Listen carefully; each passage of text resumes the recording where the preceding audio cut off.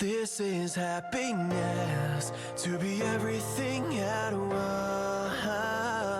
Be unblinded, be unlearned, be unbridled and unburned.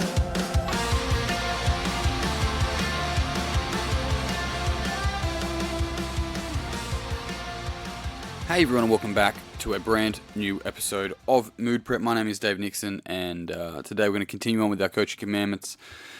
This time we've gone to episode coaching commandment number 9, I believe, which is don't fix, give a focus. We could even just shorten that to give a focus, right? But I do believe that highlighting this idea of encouraging not to fix things is also crucial, because more often than not, in the fitness industry, in the fitness space, we'll see technique as being right and wrong. And clients even come through with this idea of fixing their technique, where it's more complicated than that. And it's more dynamic and systemic than simply black and white, right and wrong technique. It's developed. It's not just the coach viewing somebody executing an exercise based on positions and going, that's the correct technique. What we want to be able to do is help this individual understand that technical development is a process and not a black and white tick, not a black and white box that you tick, right? And when we understand that, we understand that it's not just about meeting range. So this is where the Safe, Strong, Sexy, for example, comes in for us. We go, okay, well, first the person must move safely. So what does that mean? Well, before I used to look at range of movement first, which is still a part of it. It's kind of like how our state and our physiology, they impact on each other, right? So which one comes first? Is it our physiology that affects our state, or is our state that affects our physiology? It's like, well, they feed into each other. It's the same. The current goes both ways. And the same thing for this. So it's like, what's the range of movement this individual has? And then what range can they stay stable? So if we just go, does the person have stability? Then we've got to ask, well, what range can the person keep their stability? So it's kind of twofold. It works back in on each other. So looking at the full range of movement this person has access to through any exercise, any movement, all their joints, gives us an indication of any flexibility, mobility issues. And on top of that, it also gives us an indication of how stable they can stay. Now then, it goes to go, well, at what point in their fatigue would they then lose that range, the stability throughout that range, right? So we're looking at a squat.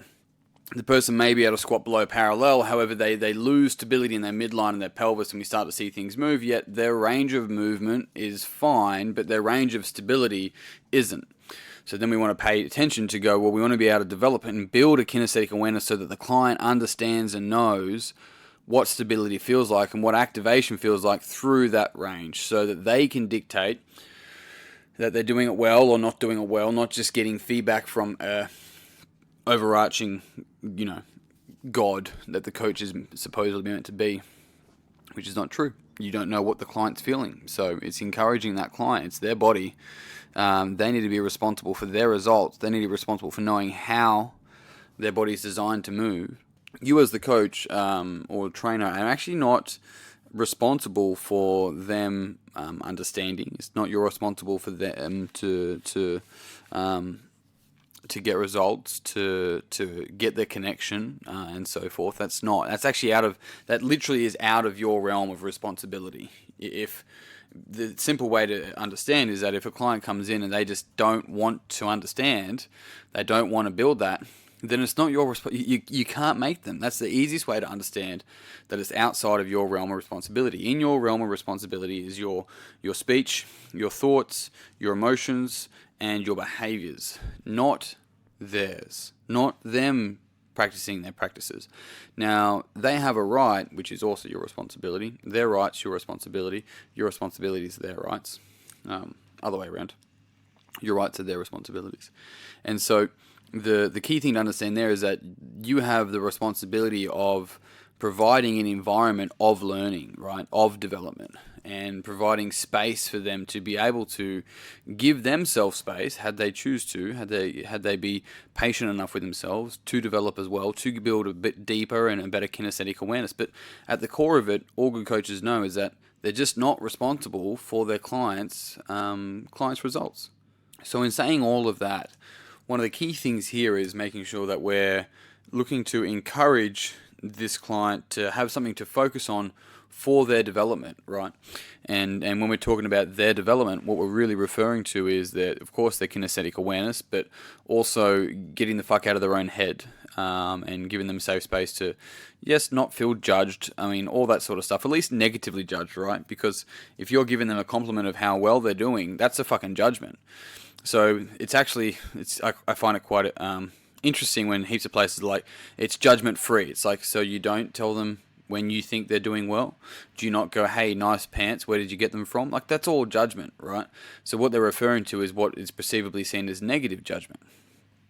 Anyway, I won't go down that path, but the whole point there is to understand that the environment that the coach or the trainer has the responsibility to provide is that will allow the client to be able to give themselves permission and space to step into a space of learning, because that's theirs. That's their fucking permission. That's their responsibility, and a good coach will facilitate that and not take responsibility for it, and hence not fall into what's called a meta program or a perceptual filter of over responsibility for their clients, which a lot of people have, and that builds codependent patterns. So the whole point of all of this is to make sure for our coaches and trainers that you're not trying to fix people, because it presupposes that they're fucking broken, but no one's broken. Everyone works the exact way that they wired themselves to work, right? A lot of the time people have to unwire themselves rather than, or rewire themselves, so to speak. It's the whole idea of unbecoming what you're not. So when we step away from this idea of fixing technique and all that sort of stuff, and we move into a more process mindset, like a continuum mindset of actually developing movement, then what happens is that we're giving this person the opportunity to continue to develop and deepen their relationship with themselves as a client, as an athlete, as a person, right, outside of the fitness space. And so that's why each session you look at intent, like what's the intent for this, because hey, it's their workout. Like, that's the fucking key thing. It's the client's work. It's not the coach's workout, right? And so even though I program for a population, a general physical preparedness population, and we have different sort of stages of development in that area, in the programming, we still at the start of the session want to point out and go, let's just be clear, this is your workout, so it's really crucial that you build an intent of what you want to get out of this for your own development. And that's fucking clear to make sure that the clients are over time building an understanding of what that intent is for them, so that they can have somewhat of a holistic view around their training and their body, around what they want to get out of their workout. And from there, you as the coach, as a trainer, help facilitate that and provide somewhat of a safe space. But in a safe space, it presupposes there's no challenging, because you don't want to push a client, ideally. You want to challenge the client. It's really different. Pushing will create the codependencies, right? I need you here to push me, as opposed to challenging the person where they actually are able to step up and take responsibility for their own health and learning. It's a really big fucking difference. And so in that space, we start to give them a focus. So, what I'd offer you to focus on this session is X. Cool. Well, what I want you to focus on for your next session is Y. And this is why such easy feedback when watching somebody, especially if you're just building a relationship and building rapport with this person, you want to watch the move, and a simple way to think about it is to go, hey, that set was really good, or, okay, cool, what I liked was this. It's not just about making a shit sandwich. I'm not there for that, right? But it's about going, what I want you to focus on for your next set is X. Then you use that, right? Hey, that was good. I liked how you paid attention to X. What I want you to focus on for your next set is Y. That is in replace of good, but for your next set, focus on this, right? Or good, but what you need to fix is this, right? It's separating the person from their behaviors, and it's also giving them an and rather than a but. It gives them a focus rather than a fix. It allows this person to develop long term, and it fucking matters.